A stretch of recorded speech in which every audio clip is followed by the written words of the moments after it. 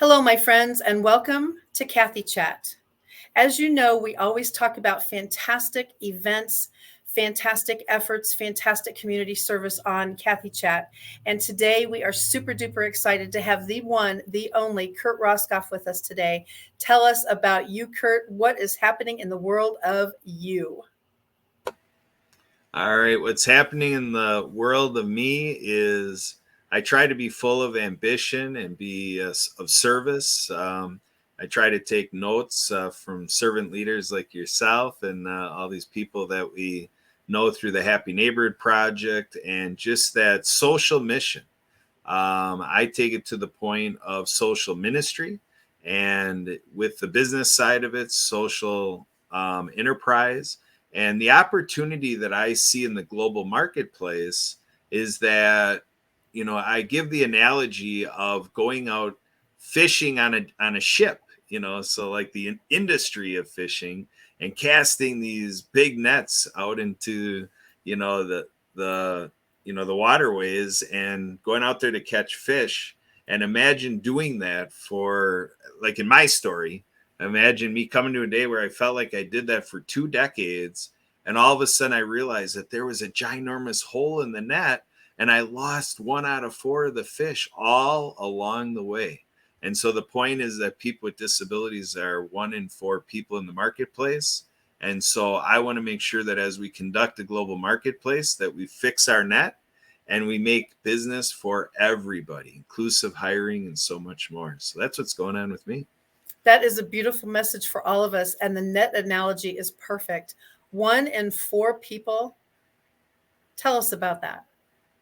Yeah, that was an amazing fact that I had to learn too from the disability community, because before I became educated on this from the advocates, I was in a mindset that wasn't even close to that. And I had to think back and like put words in my mouth from years previous. And what I came up with is I think what my mindset probably was a little closer to is a perception that people with disabilities are one of 100 people. So 1% versus the 25. So kind of working the numbers to my message, I said, the old Kurt Roskopf, I talked to somebody who said there was a Kurt Roskopf 1.0 and you're all meeting Kurt Roskopf 2.0. Well, Kurt Roskopf 2.0 knows that that's a 3-to-1 ratio. For every 3 people that we would not describe as being who's bringing us the disability community, there's that one person that is. And the Kurt Roskopf 1.0, the old perception, the uninformed perception, was a 99-to-1 ratio. I was thinking all the 99 of us that don't identify with a disability, there was that one lowly person with a disability. So I just spoke to a little stigma that I was perpetrating as a member of the global marketplace. And this is what I'm looking to mitigate. I want to get this, what the disability community taught me, out through modes like this right here at Cathy Chat. Beautiful. And you mentioned a minute ago about the Happy Neighborhood Project. In case there's anyone on the planet left that hasn't heard about HNP, tell us a little bit about that and how you got started with this community. I got started in the community because, it's a sequence of things. When you go after accomplishments and you have a goal and you achieve them and you're doing it with people and you celebrate, what you did with the group, a lot of things come to you because people recognize progress you can make. And so what happened was, is I got invited into the time banking community. And from there, I learned about the mutual aid network. And this is just all a nice sharing economy format, pay it forward, interoperability, reciprocal relationships, and an economic approach to what we can do as people on earth, getting more out of what we do in life and to solve the economic gaps that we have out there. So the point about all this is I started going to board meetings of what's now also known as Humans United Mutual Aid Network. And one of the board members caught on to what I do in podcasting. And we worked through Transform You Media Network. And lo and behold, John Morley, a co-host out at HMP Happy Neighborhood Project Free Happy Business Networking meeting that I eventually became a captain for, was very interesting. But John Morley is the one with his work. The other board members saw it before me, and she started going to HMP meetings and then shared that with me. So I go to check it out in July 2020. And I know I'm preaching to the choir with you, Cathy. It's like, OMG, what is this group? It's like, where have you all been? And then we learn it's like, wow, they've been starting this a decade before we got it, and so forth. And that one started in 2009. It's like, that's the feeling you get is you hear the story in 2009 with Edwin, and you're like, wow, what my life could have been if I knew Edwin right from the beginning. So, but we know him now, and we're really pouring it on, and we got the theme of Imagine this year. And so it's nice to be a practitioner of spreading happiness around the world. And it's a wonderful mission for all of us to be on. For those of you who haven't heard of Happy Neighborhood Project yet, literally go to happyneighborhoodproject.com. There are events on there. Edwin Adebury is our Chief Happiness Officer and founder of this organization. And obviously in the pandemic is when everything went virtual, so to speak.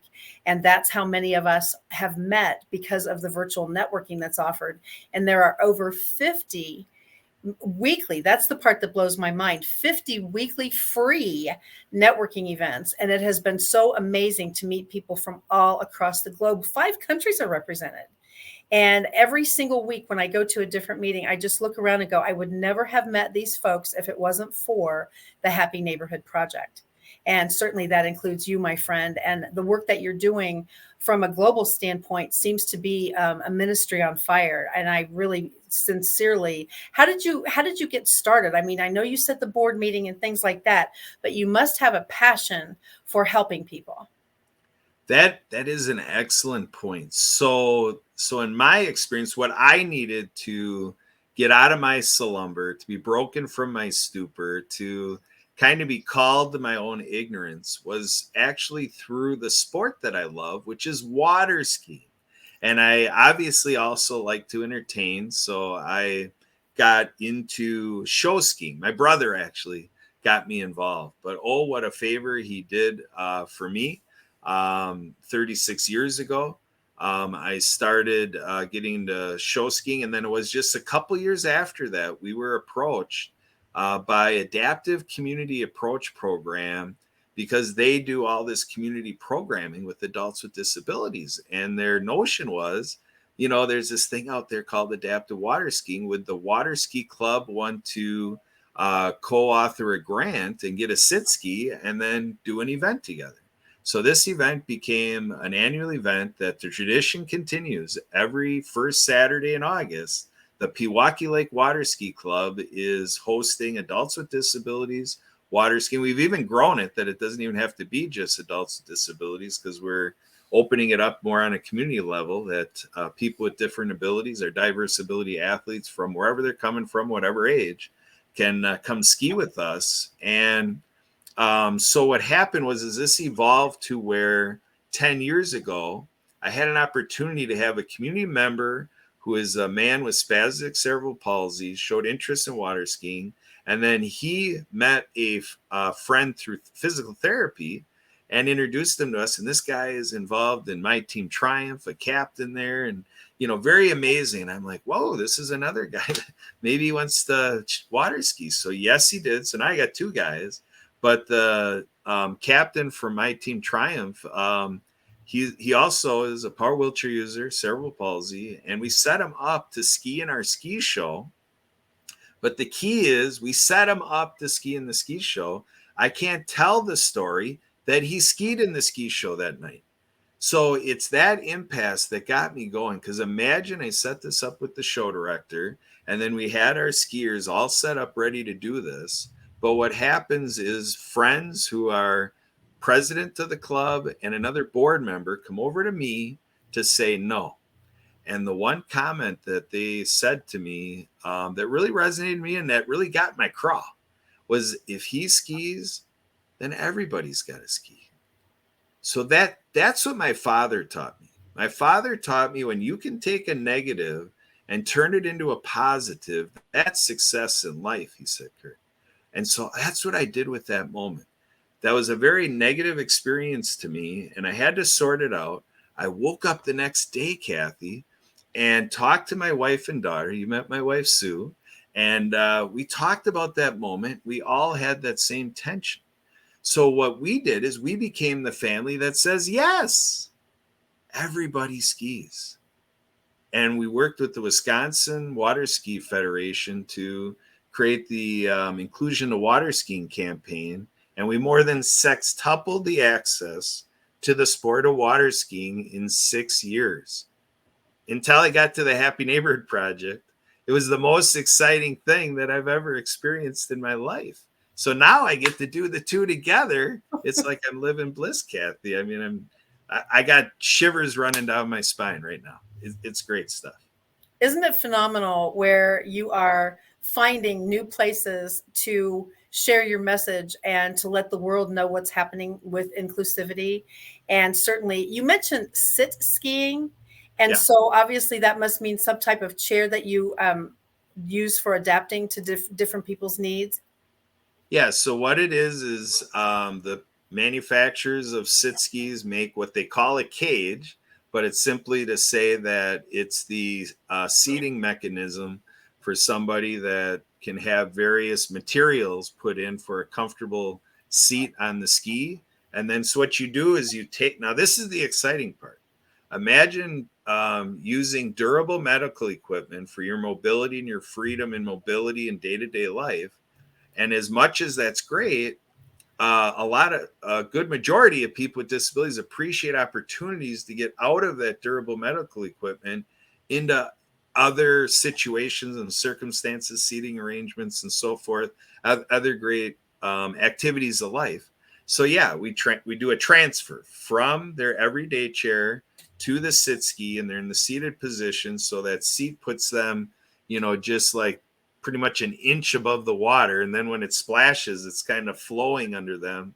And so it's just a really appropriate format to water skiing. And then we have what's called a trick release, so that if anything happens with that participant or anybody assisting, like we have people ski with the guests and so forth, at the boat there's a release mechanism that for safety's sake they go from skiing to swimming in a millisecond. My goodness. Now, since you have planted so many emotional word pictures in our brains, my friend, how can someone find videos of things like this that you're talking about so we can comprehend a little deeper? Well, we do have a lot of materials. If you do your Googles, like I say, we more than sextupled the access to the sport of water skiing. So it didn't come from not putting a lot in digital space. If you go on Facebook, there's a lot populated there on adaptive water skiing. And, and with some of these adaptive programs like Adaptive Adventures, adaptiveadventures.org, you can go right on there and see one of their skiing programs and see a photo of their program. And you can Google extra coverage on that. Look on YouTube. A lot of people around the world are putting their adaptive water skiing formats on there, and go to usawaterski.org and look at that there's an actual division of adaptive water skiing with USA Water Ski and Wake Sports. So it in the last decade, it really got ignited through all this. So there's no shortage of what to find. And then with the friend I was talking about that I first met, spastic cerebral palsy, power wheelchair user, Chad Murphy Price. So you can literally go on to fox6now.com and Google Chad Murphy Price. He not only did water skiing, sit skiing, he went on a flyboard, folks. He's one of the few individuals in the world that has the opportunity to flyboard, able-bodied, whatever. But then now he's a man with spastic cerebral palsy, the only man in the world's history that has ever been on a flyboard. It's the ski show director from Tommy Bartlett's Thrill and Water Ski Show, came out to the waterway we ski on, brought their flyboard, and this is a device that goes 15 feet in the air. We tethered the two people together, kind of like when you do skydiving, you can be tethered together. Same type of concept, and put this gentleman up in the air like that. So a lot of great stuff out there. Wow. Like I say, this is fascinating to me. And I'm very grateful that there are videos so that you can actually express that for all of us to get a little more of a visual about what's happening with certainly your what did you call it? Sitski, yes. And I wrote these down so I wouldn't forget. So let's hope that works. I also wanted to share with our viewers now about the Disability Channel. And the Disability Channel is your platform that I met you through HNP. And that's what you were talking about, the world of abilities.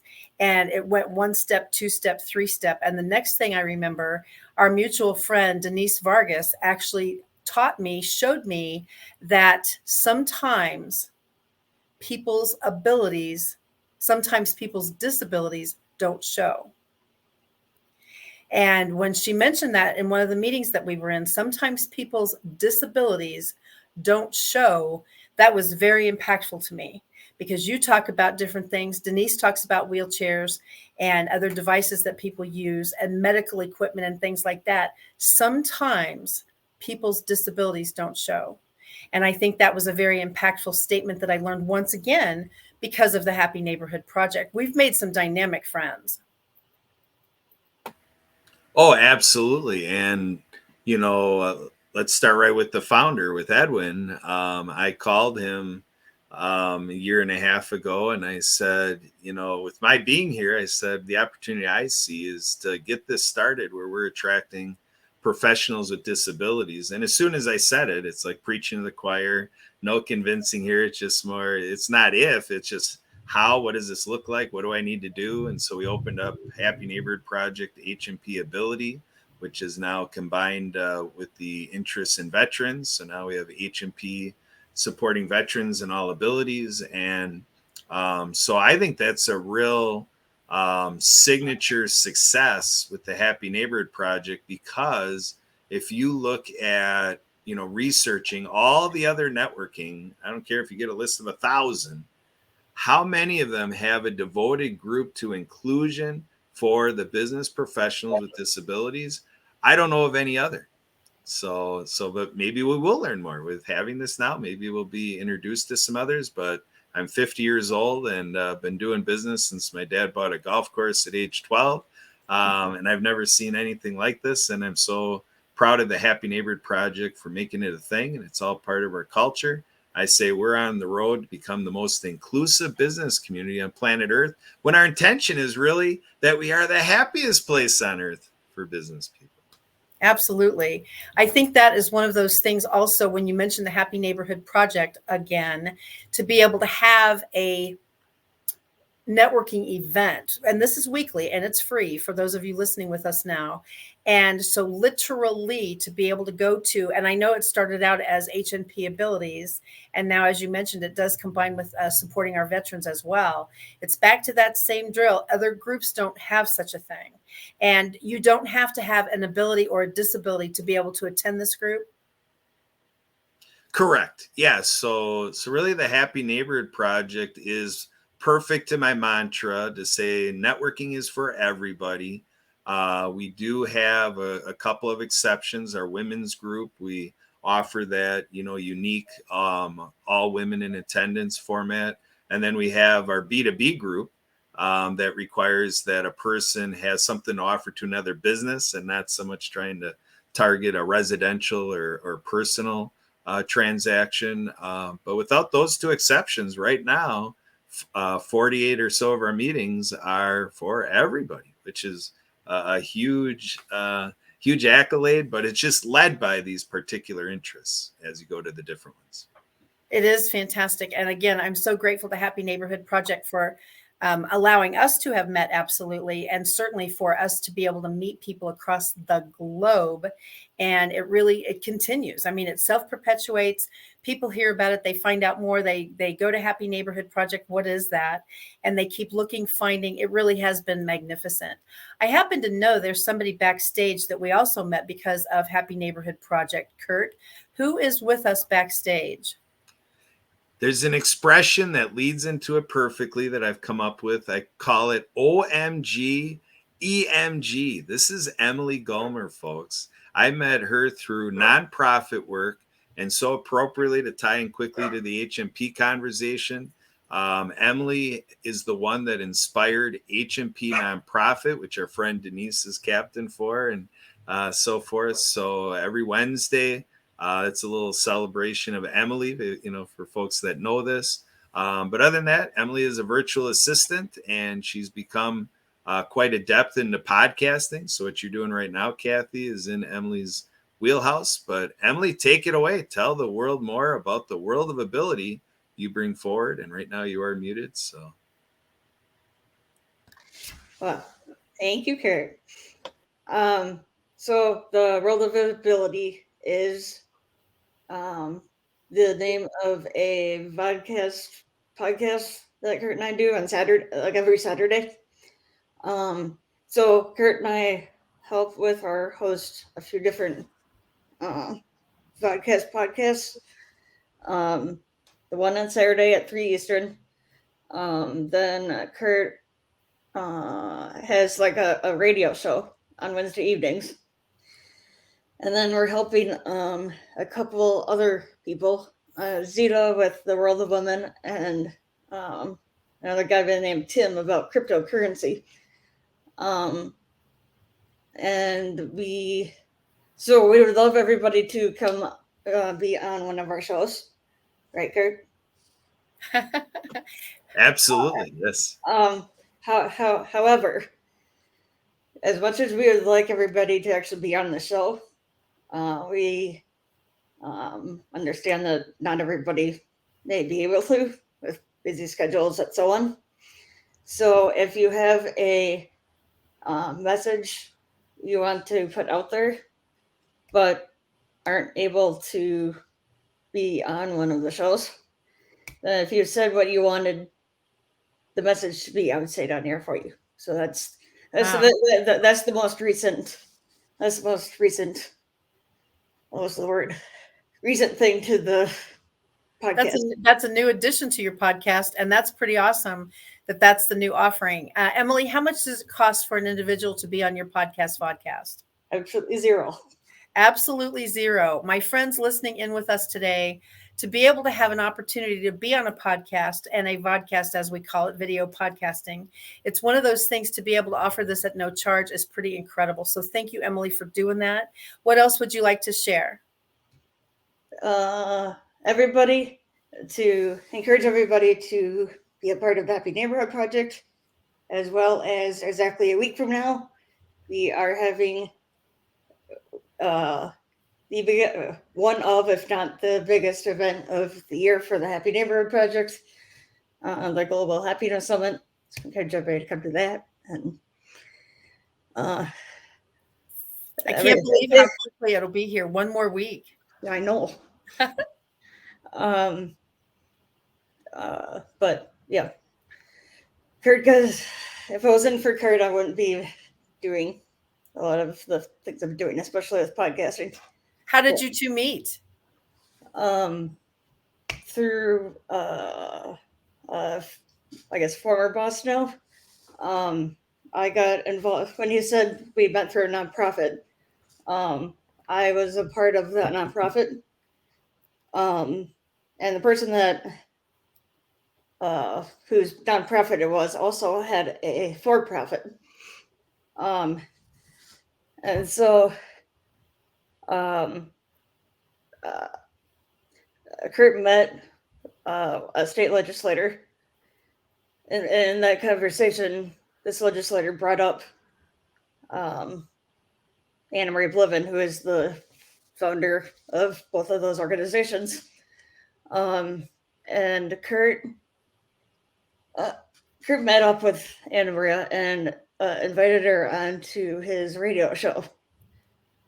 And got Anna Maria to come back like a few different times, and it kept going. And so I was Anna Maria's kind of administrative assistant at the time.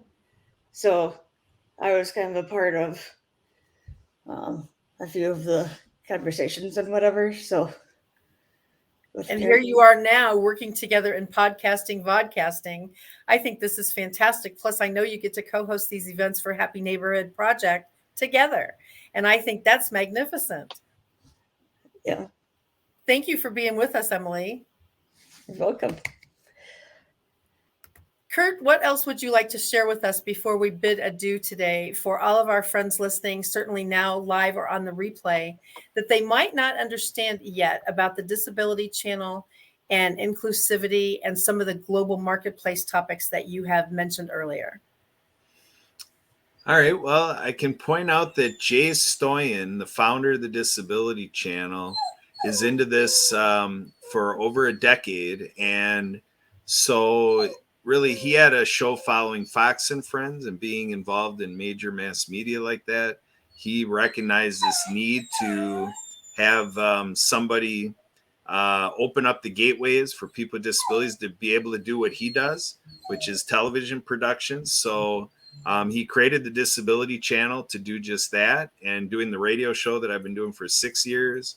About 4 years ago, I had the appetite to go the TV direction, but I went over the year and a half before I met Jade, not really doing much to really advance that thought.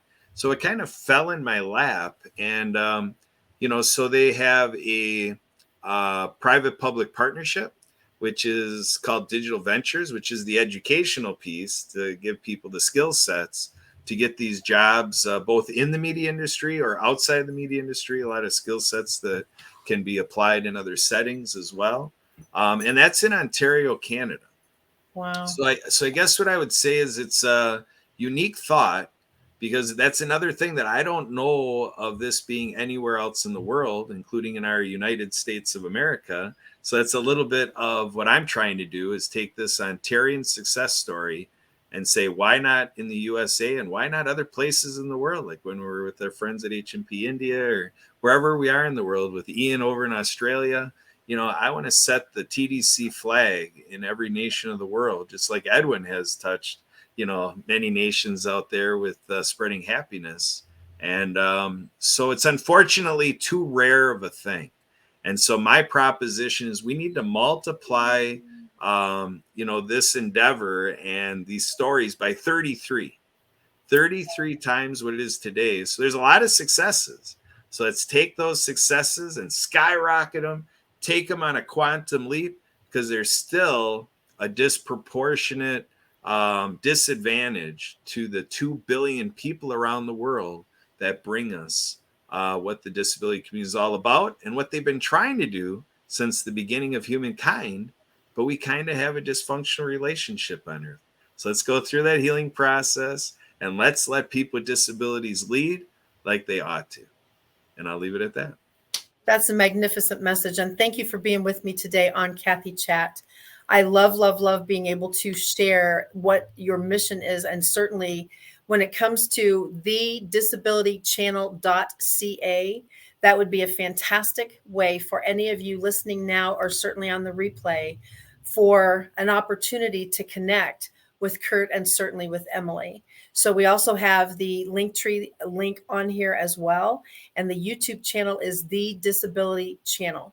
And all you have to do, since they've captured that URL, is type that in, the YouTube link, and you'll be able to find it immediately. It's a fantastic channel as well. You have interests all across the globe. You have entries actually all across the globe. And I know you have interest with people, ability and disability all across the globe. So to have a global reach to this level has been quite an impact, I'm sure. Oh, yes, exactly. Like I said, we more than sextupled the access to water skiing. So we do find that if we have these conversations, we put our heads together, and what's between our ears comes out through our hands, or whatever form we can get work done. When it starts happening, it takes off on its own trajectory. That's what I learned. It was somebody gave me a term 20 years ago. They call it the art of allowing. And I think that applies here. If we just allow this stuff to happen, it will, but we got to talk about it, like on Cathy Chat. And then people have to take the talk and then walk the walk, as we say. But in any case, this is how we roll, and it makes for an exciting future. Absolutely. And I've been writing down hashtags as we go along, because I have found that to be a very effective tool for reaching the masses. And once again, I'd like to thank you and Emily for being with us today on Cathy Chat. And anyone who would like to be on the Vodcast podcast with Emily and Kurt, just connect with Kurt on thedisabilitychannel.ca, and Kurt will be able to put you in direct contact with Emily for the scheduling link. It is a magnificent opportunity to share what you have to say, and definitely so we can continue to make a global impact on all communities and all abilities. Thank you, Kurt and Emily, for being with us today on Cathy Chat. You're very welcome. My pleasure. We appreciate Bye-bye the now. opportunity. Thank you. Bye.